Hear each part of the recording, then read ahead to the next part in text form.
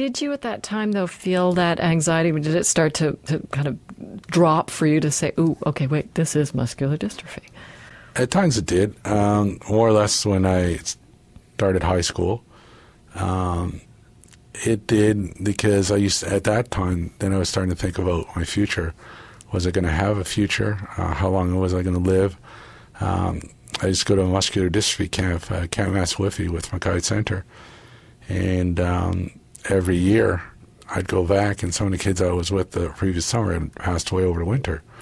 So it started to take a mental toll because I was now concerned that I get a pneumonia or I get sick, that I'm not going to live. And so at that age, you know, my mid-teens, it really it had me more scared then because I didn't know, you know, how long I would live. I didn't know how long I was going to be like I was. I still wasn't in a wheelchair, but I was getting closer and closer. So I had those things to deal with. How was I going to go from walking to not walking anymore? And they were hard.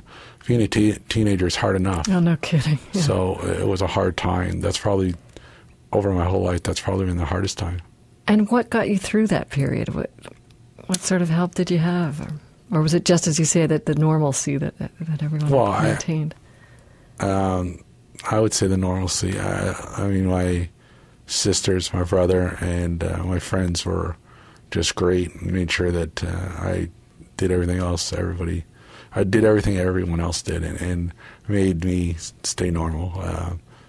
There was nothing that I didn't do, and there was nowhere I didn't go. It kind of boosted you along? Yeah, so it was more an inner thing that I had to deal with, because outside of myself, meaning when I wasn't at home thinking about it, I was always doing something with someone else, and I was okay then.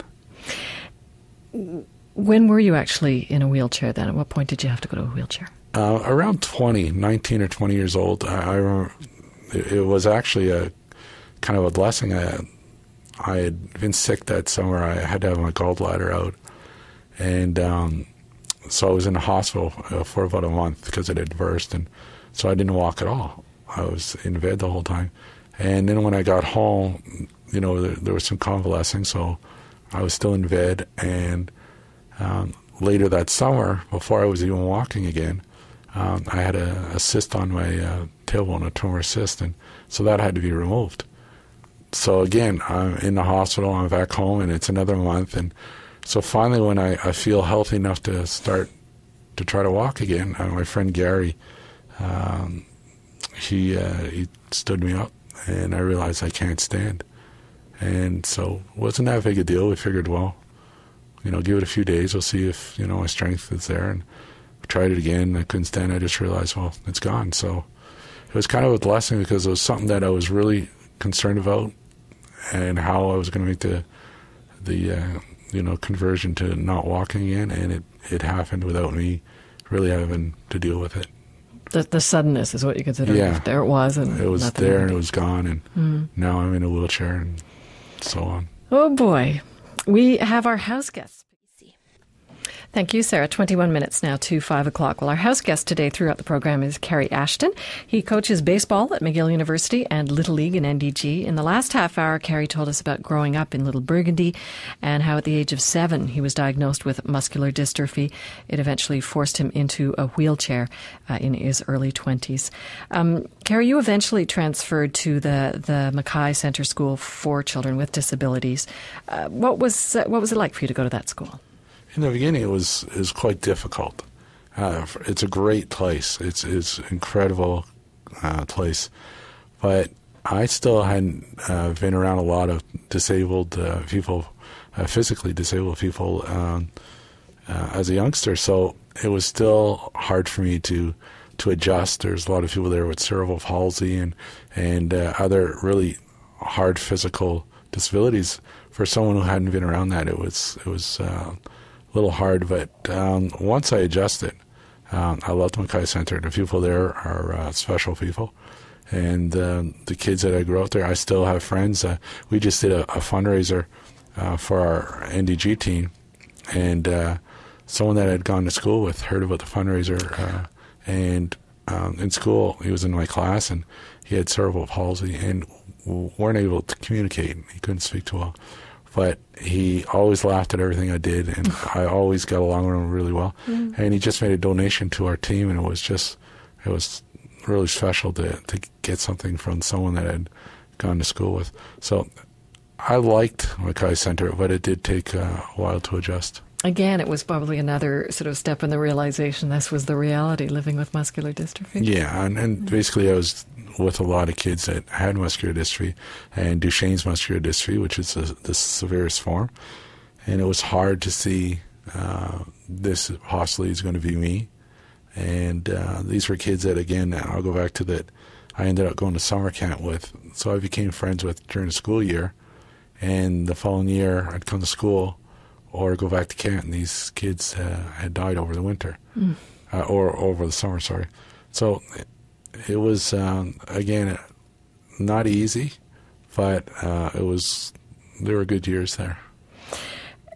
Do you figure you had a pretty normal teenage life overall through those years? I did, because like I mentioned before, my family and more so my friends made me have a normal teenage life. I have great friends. I to the friends that I'm with today, to the friends that I grew up with, I'm very fortunate.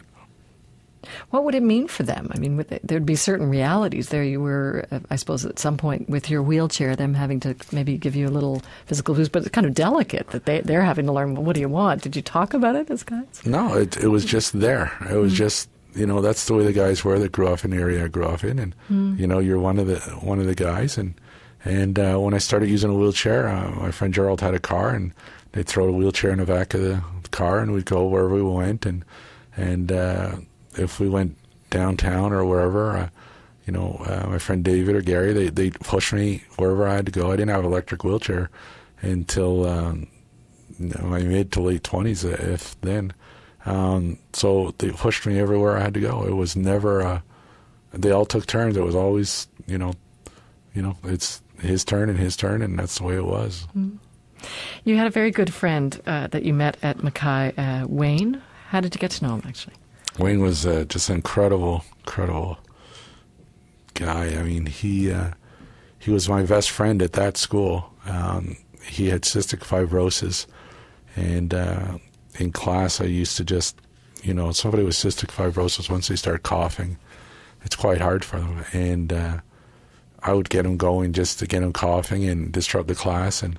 And so I'd do something that would be funny, and Wayne would start laughing, and he knew what I was doing, and we became so close, and I loved Wayne, and while we were in school, I got to know his mom, and she was very dear to me, and when we were in school, I only knew him a couple of years, and he passed away, and it was quite hard, because it's the first time I ever had a friend die. And I remember going to see him in the hospital just before he passed away, and his mom thought that was very special. And when I went back to school, my teachers let me announce to the class that Wayne is gone, and so I loved Wayne.